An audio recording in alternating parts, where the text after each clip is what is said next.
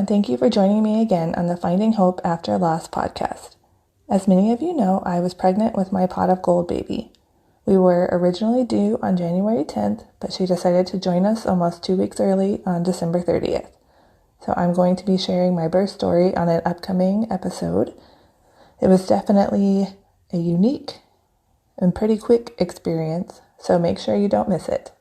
If you have any questions about pregnancy after loss or giving birth after loss that you would love for me to answer on an upcoming episode, please feel free to email me at Sarah, S-A-R-A-H, at journeyforjasmine.com. You can also send me a message on Facebook or Instagram at Journey for Jasmine. So today I am talking with Calyn. She is a military spouse who was originally told she would never be able to get pregnant on her own. She had a termination for medical reasons due to her baby having what's called amniotic band sequence. And she also had a vanishing twin with her pregnancy after that. And then Calyn also recently gave birth to her rainbow baby. Hello, everyone. Today I am here with Calyn. Calyn, can you tell us a little bit about yourself? Hi, yeah. So yes, my name is Calyn. I live in San Antonio, Texas. I am a military wife. My husband is actually currently in South Korea serving our country. And I am actually also currently pregnant with my rainbow baby. I'm 35 weeks today. And so I'm in that phase right now where I'm nesting, getting things organized and clean. So that's kind of my hobby right now. Yeah, that can be fun sometimes, strangely. I find myself like, oh man, I have to clean this right now. Oh yes, I'm like on my hands and knees scrubbing the floor. It's a real thing. You're like, it has to be done right now. Yes. Is it hard for your husband to be away? It is.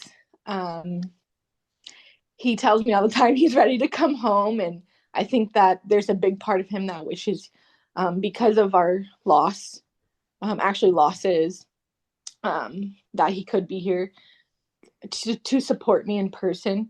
But he is actually a big supporter still from far away. He's very encouraging. And luckily he will be here hopefully for the birth as long as he doesn't, decide to come early. Right. But yeah, it is very hard on him. Well, And thank you me both too. for your service. Yes, It's, one of those things that can never thank people in the military enough, I don't think. I agree. So, can you share a little bit about your loss journey? Yes. So I'm just gonna kind of start from the beginning. I was actually put on birth control at a younger age. Um, a little bit after I started my menstrual cycle, or so around 15 or 16, I went to the doctor and I had a bunch of tests done because my period cramps were so horrible that they thought I had endometriosis or something. And after them doing all their tests and stuff, they said, no, that's just your body during your period. The cramps would be so bad, I'd be sent home from school because I was like throwing up or I couldn't get out of the fetal position. That sounds awful. So yeah, it was not fun. And so I was put on birth control, and I was on birth control all the way up until actually 2021. And in 2021, of that January, I decided, you know what? I'm tired of being on birth control. I had gone through so many different types to find the correct one. And I just was not happy. I was having mood swings and weight gain and irregular periods still. And so at the doctor, I also had pap smear and all of that. And in February, I get a call from my provider, and she tells me, um, hey, I'm not sure exactly where all this information came from, and because I've never had fertility test, like actual fertility testing done, but she tells me, I just want to let you know that um, we don't think that you'll ever be able to get pregnant. And if you do, you'll probably never know because you'll like miscarry really early. And I'm 26 at the time, and I'm just so confused. And I'm like, what do you mean? How are you getting this information? And I couldn't really get an answer. And, you know, I was like, okay, one of my biggest dreams is to become a mother. I have 7 siblings and I grew up in a big family. So, now I feel like my dreams are kind of shattered. And so I get off the phone and I just start bawling my eyes out. And I'm telling at the time he was my fiance, Keith, I'm telling him, I just got told that I'll probably never be able to get pregnant. And he's like, what? And I said, I know, I don't understand. Like, I didn't even have any type of fertility treatment or test or nothing like that. And so, little did I know I was actually pregnant when she called me and all this was going on. I didn't find out that I was pregnant until April. And there was just something in my gut that was telling me, take a pregnancy test. I had no symptoms like at all, except for the fact that I was starting to not fit into my jeans. Yeah. And so, yeah, I was like, maybe can't fit into my jeans. I don't know why. And so I just decided to take a pregnancy test and I saw one very strong line on there. And so I wasn't sure. I was like, I'm pretty sure this means it's positive, but there's only one line on there. I didn't know that, the test line could be so strong that the control line just isn't there anymore. Right. And so I told my husband, we gotta go to Walmart or Walgreens or something and get another test, like a digital one. And so we did, and that one popped positive as well. And I was like, oh my gosh. And I just started crying. And I said, she told me that I could never get pregnant. What's going on? And so I went to the doctor. I had to go to the ER, unfortunately, because I had just gotten out of the military, and so I only had VA care at the time, and they didn't have an OB section, and so I had to get a referral to a hospital, and that took quite a while to get approved. And so I just went to the ER and they did an ultrasound, and they said it looks like you're about 9 weeks. And you're not allowed to take pictures or see the ultrasound in the ER, but luckily the lady was nice enough to let me. And I said, like, I'm only going to show my husband. That's it. And she said, okay. So I took the picture and I sent it to him and I said, there's our little baby. And we were just crying and we were just so happy. And I'm able to see an OB at 13 weeks. And at my 13-week ultrasound, everything looked fine. We had our prenatal counseling, um, and everything looked great. Unfortunately, because this was during COVID, my husband couldn't come to any appointments with me, which was weird because some clinics were allowing us, one support person, but this office didn't allow it. And so I go in at my 20-week anatomy scan, which I'm super excited for. And I have an envelope ready to put the gender in. And as I sit on the table, the sonographer is, looking at the baby. And I knew something was wrong when it only lasted about 5 to 10 minutes. And she was not talking at all. And so I start freaking out, and she's like, I'm going to pull you into a different room to see your provider. I don't want you to worry. Please don't stress out. I just want to go over a few things with her, and she might have you come back in to do another ultrasound. And I said, okay, am I allowed to call my husband? And she's like, you can call him until the provider gets in the room. And I said, okay, okay. So I get pulled into another room and I'm waiting there, and I call my husband and I am bawling my eyes out and freaking out. I was like, something's wrong, something's wrong. And he goes, how do you know? And I said, the anatomy scan only lasted 5 to 10 minutes. Those things take, 30 minutes to an hour. And I know there's something wrong.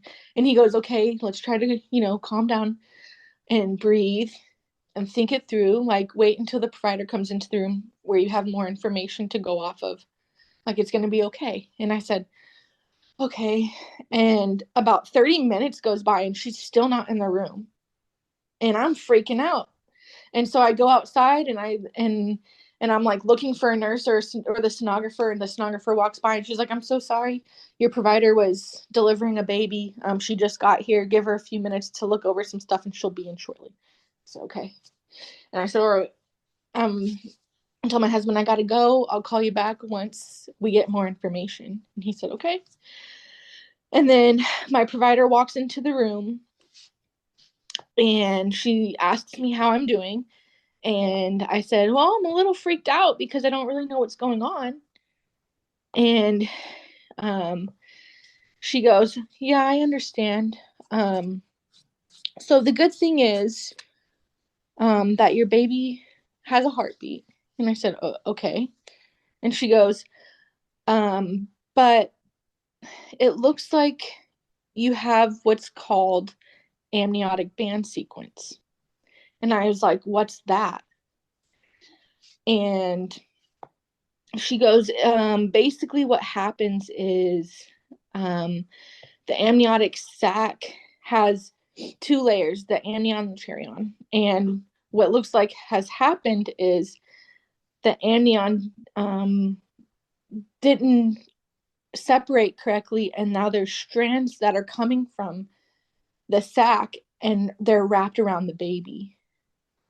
Unfortunately, um, because I'm just the OB and I'm not a specialist, that's really all the information I can give you. And I'll have to get you an appointment with MFM." And I said, "Okay." And to me, just this whole process of her telling me this was very robotic. Um, it wasn't empathetic at all. She had like no sympathy. And I just, I'm crying and I'm like, "Can my husband come?" And she said, like, "I'm sorry, but we're not allowed anybody but the patient in here." And I was like, "Are you kidding me? Like, you're giving me horrible information and my husband cannot come in here to help me and Like, clearly, support this me." is a special circumstance. Right, exactly. And she just like reaches for a box of tissues and she hands it to me and she's like, "Take all the time you need. If you have any I'm going to step out. If you have any questions, um I'll come back in and we can go over those."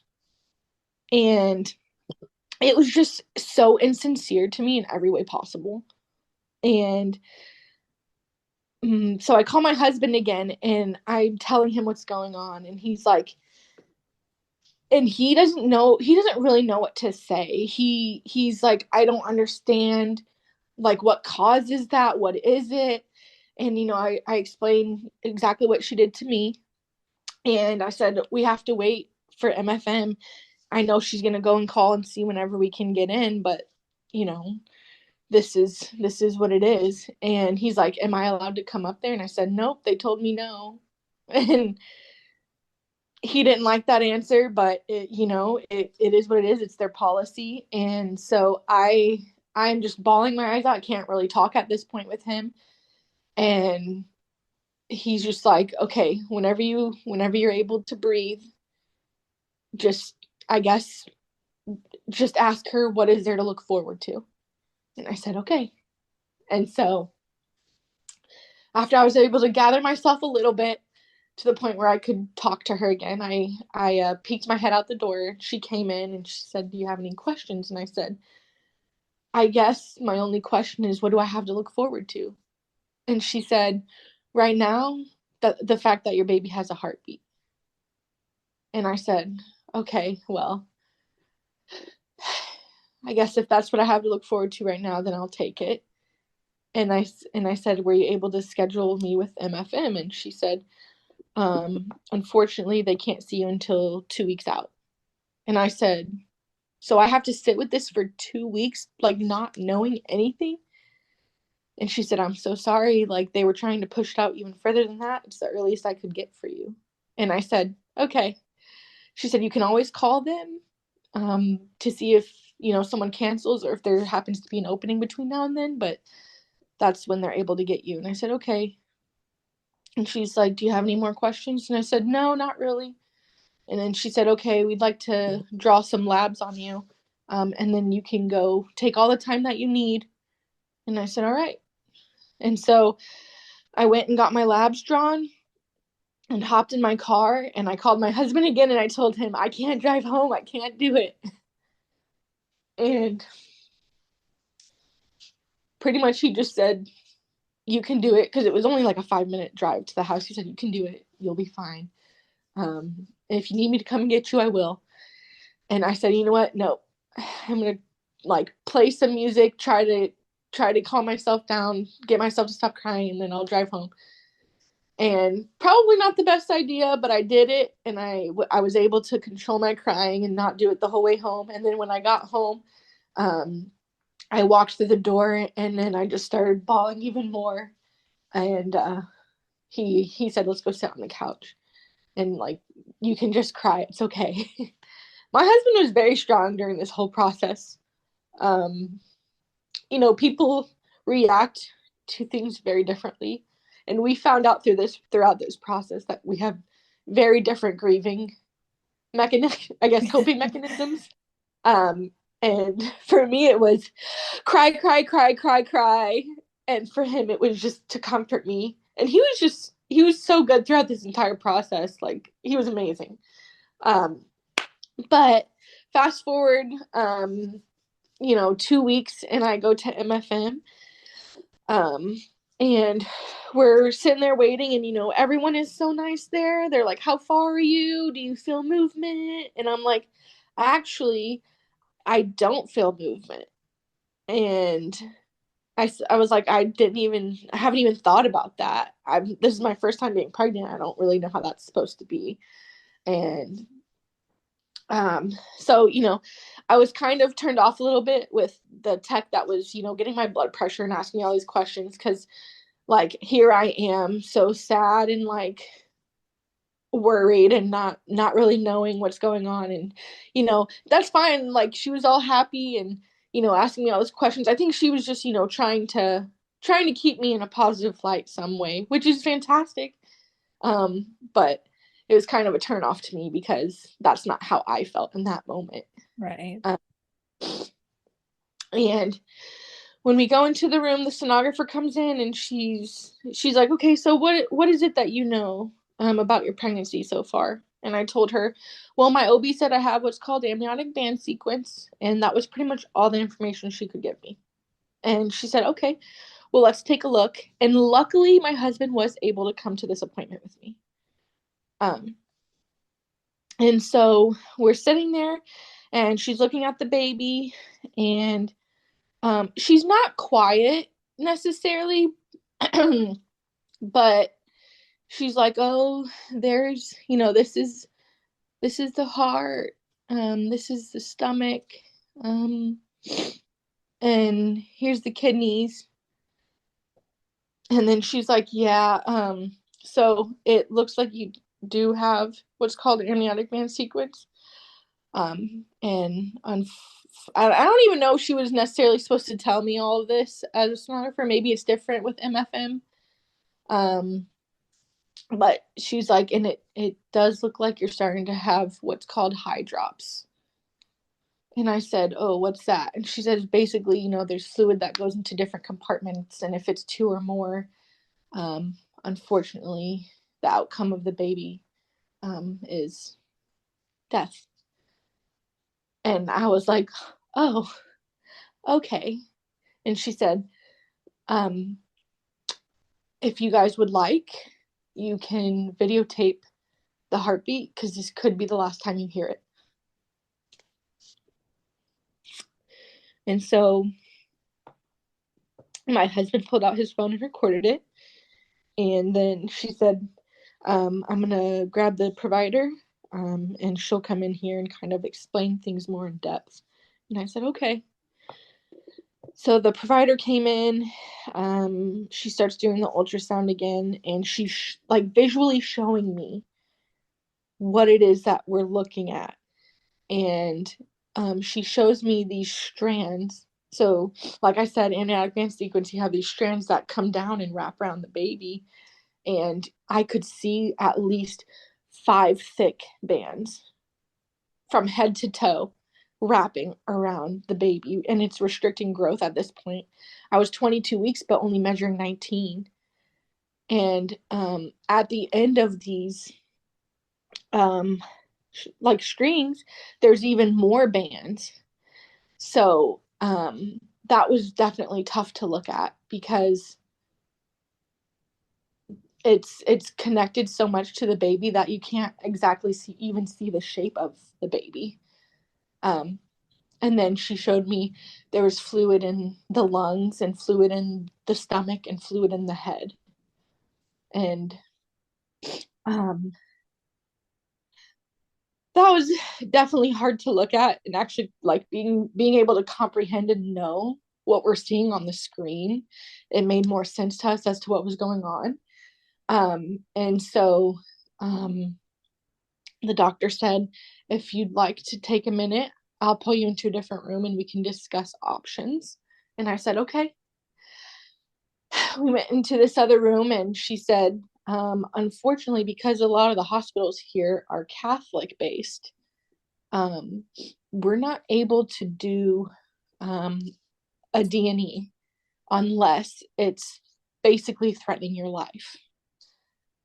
But you do have an option of going to a reproductive clinic and getting that D&E, which essentially, I don't always like the word, and a lot of people don't, just depends, is the abortion clinic.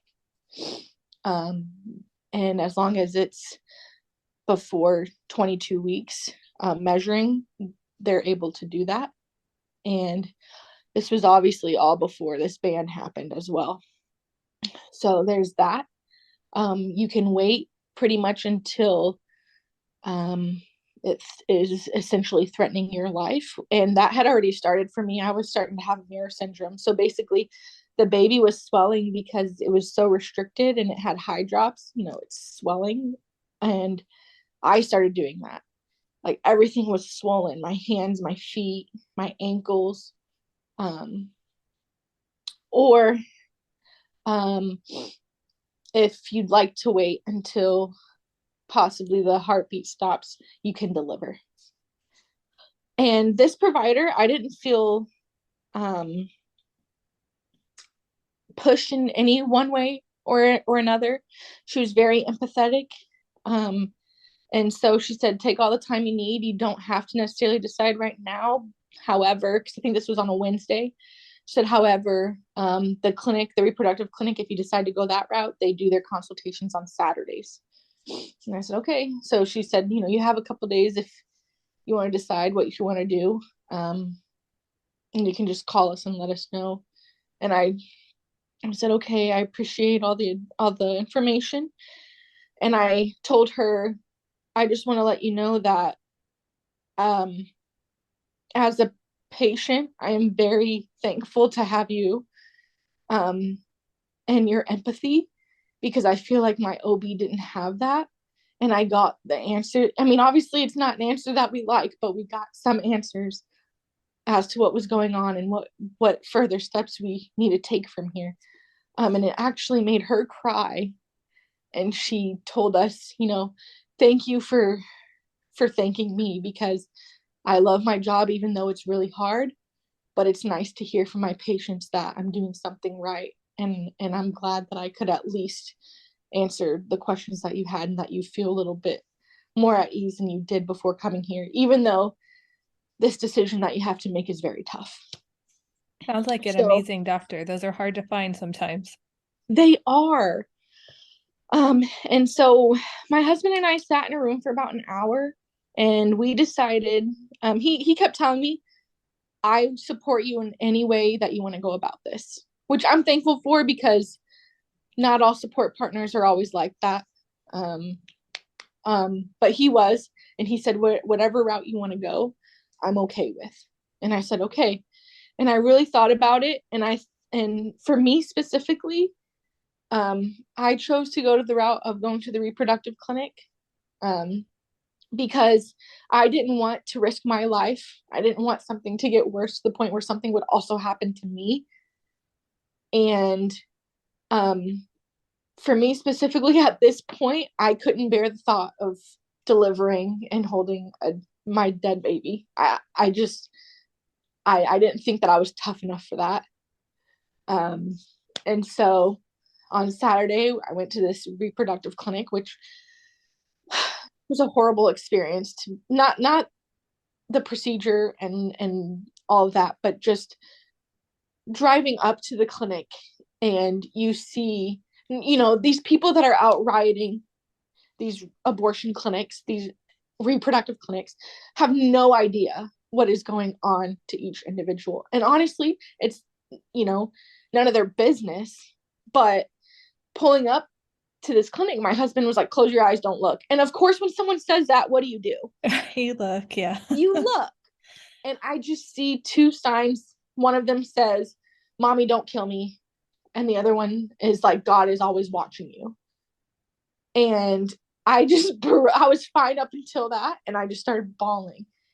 And I was like, oh my gosh, these people have no idea the This decisions is obviously not something that you wanted to do. Exactly. Like And a horrible decision that you were faced with. Yes. And it's just, they know nothing, and it's just horrible for them to assume anything. But at the same time, it doesn't matter. It's not them. It's not their decision. It's not their bodies. And so for them to think that they can sit out there and riot and do those things is just horrible to me. But I walk into this clinic, they go over, and when you go into these clinics, they hand you pamphlets, and they try asking you, are you sure this is like what you want to do? Like, they give you all your options too. They don't just go straight and do this procedure, whether it's for a medical reason or a choice. They don't just go right into it. Like, they let you know your options, and like let you think about it, and then you decide if that's what you want to go with. And so I'm like, yep. And I sign all this information. They tell me how the procedure is going to go. They're going to dilate me and then evacuate the baby. And I said, I have two conditions if you guys are able to accommodate. And then before I like 100% go through with this, I want, if possible, because I know given the circumstance of what I had, the amniotic band sequence, I might not know if the arms and the feet, the hands and the feet are stuck to the point where they can't get these feet or handprints. I said, if you're able to get them, can you please get them? I don't know the gender. If you're able to see that. And then obviously I'd like to have my baby cremated. And they said, we can do those. And I said, okay, cool. And so they said, come back tomorrow for your procedure. Usually we'll give you medication the night before to soften your cervix, but because you're so far along in what you're requesting, we don't want something to happen. So if you could just come in early tomorrow, and then by the afternoon, we'll be able to do the procedure. And so I said, okay. So that next morning I came in, they gave me the medication to soften my cervix, and then gave me some fluids, and they just said, we're about to give you some medication for anxiety as we wheel you back for the procedure, and then you'll be put under, and we'll do the procedure. And then when you wake up, and you're ready, you can let whoever's picking you up know that you're ready. And I said, okay. And I will say that the medication definitely helped, because getting wheeled back wasn't as hard as I thought it was going to be, because of the fact that they gave me medication for my anxiety. And then all I remember is waking up and walking to a chair, and them telling me, here's some water with ice. Here's an envelope when you're ready to open that. Here's pads. And whatever you need, just let us know. It's probably best to take some ibuprofen, because you probably will have some pain, and just remember that you'll bleed for a little bit. And it's okay. And I called my husband. He's like, are you okay? And I was like, yeah, I'm fine. What's wrong? Like, are you okay? And he's like, it just took a lot longer than you guys said it was going to take. Well, it turns out that I just took a little bit longer than most people to wake up from the anesthesia. And so he was worried about it, but he couldn't go into the clinic, obviously. So he was freaking out about that. And I was like, no, I'm fine, I'm good. And I said, I'm ready for you to come pick me up. And he said, okay. And then when I got in the car, I had this little envelope in my hands, and I said, do you want to open this? And he said, do you want to open it? And I said, yeah. And we opened it up, and they were able to get which, by the way, my baby's name is Ren. We were able to get his or her footprints. We still never knew the gender. But yeah, they managed to get the footprints on that. And that's pretty much that lost story. And so we actually ended up getting the baby's footprints tattooed on our arm together whenever we went on our honeymoon to Ireland, which I think is amazing. And then, of course, we have his or her ashes in an urn, and we have that hung up on a mantle, and it just stays there to remind us of him or her. I love that you got the footprints tattooed together. I think that's really special. A way to Yes, always have your baby with you. absolutely. And this story, this other lost story that I have is very quick. Like I said, I'm currently pregnant with my rainbow baby, and it is a boy. But I actually found out, so he's been in Korea since January, and I went to go visit him, and that's where I got pregnant in March. And I was only there for 2 weeks, and when I landed back here in the US, I felt off, and I said I have to take a pregnancy test, and it was blazing positive.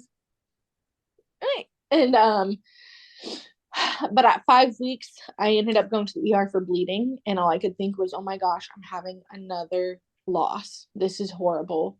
What is going on? But when I got there, they told me I had what's called a subchorionic hemorrhage, which is a very, very common thing in pregnancy. I think it's the most common complication, and most of the time it will either go away on its own, or like from what I've read and what I've heard, most of the time it's something that doesn't affect the baby. And so I was like, okay. And actually, I found out I was having twins. And then a week later, I went for my first ultrasound OB appointment. And they were measuring, I think one was 6 weeks and 2 days, and the other was 6 weeks and 1 day, and they both had heartbeats. And I was just so excited because I'm a twin myself, and so is my husband. So we were like, oh my gosh, like that's amazing. And this time we kept our all pregnancy pretty quiet. At first, we did tell our parents, and that was it. But then unfortunately, when I went to MFM, they told me one of the babies no longer has a heartbeat. We don't know if it was due to the subchorionic hemorrhage or if it was a chromosomal issue. And this pregnancy has been very hard. I couldn't even do NIPT until 18 weeks because there could be false results with the demised twin. And I just could not risk that for my mental health. But we are very fortunate and lucky to be 35 weeks pregnant with a so far healthy baby. Why do you think it's important to share your story? I think that it's important for other lost parents that suffer going through their own losses as well. For me, I had known about miscarriages, but I think that a lot of people are a little naive in that department if it's something that they've never really gone through, or know people who have gone through that, because a lot of people don't speak up about it because it's very traumatic. So for me, I just think it's important to share my story so that others don't feel alone. And like I said, I'm very vocal about my story. And I've gotten so many messages from a lot of my friends actually, and they're like, I'm so thankful that you are sharing, like, you're so brave for sharing your story, because I couldn't, but I just want to let you know that I don't feel so alone anymore, because you sharing your stories, it lets me know that I'm not the only one who's suffering through losses. And so I think it's just, trying to create this community, which I'm so thankful to be a part of, even though it's like unfortunate to be a part of it. But once you have this community and you're not alone, it's a little bit easier to kind of navigate how to go through your loss. And so that's why I think it's important to share my story. Yeah, I think the same thing happened after our losses. You don't really know who all has gone through it because people don't talk about it. And then you find out like all these people have also been through it and you never would have known. Yes. And I mean, I don't know about you. I'm sure for you, but not everyone feels, I don't know, for me specifically, I feel a lot more empathy now. I'm a very empathetic person in general, but after going through my loss, I think that my empathy just rised like crazy. I agree. Same here. Yeah. Definitely. Well, I want to thank you for taking the time to share your story today. And I know it's hard to talk about and, go through it sometimes, but I think your story, especially as someone who, had to terminate for medical reasons, those are the stories that often get pushed aside and, not heard. And I just want to thank you for sharing your story. Absolutely. It was an honor, and I'm glad that I got to chat with you. And I'm so thankful, honestly, to be a part of this community with you. And um, especially what you're doing with the rainbow skirt. I think that's amazing. Well, thank you. And thank you for participating in that too. Oh yes, I mean, I love the pictures, and I'm excited to, keep sharing my story with everyone. Thank you so much, Calyn, for sharing your story with us. As I've often said, it's so important to talk about our loss experiences. Families that have to make the decision to terminate for medical reasons deserve to be heard without facing judgment. It just makes me so angry that Calyn and her husband had to even make this decision, and then they had to be faced with the judgment of protesters who don't even understand what's going on with so many of these women who visit the clinics. So that's why I think getting stories like this out there are just so incredibly important. I can't say it enough. Make sure that you've subscribed to the podcast so you don't miss any future episodes. I would also love for you to leave a review if you have time. This helps the podcast reach more lost families and helps get our stories out there. It helps bring awareness to just how many of us are affected by loss and all the things that we have to go through.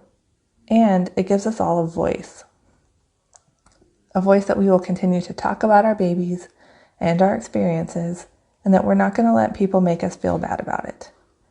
Thank you so much for tuning in, and remember, we are all in this together.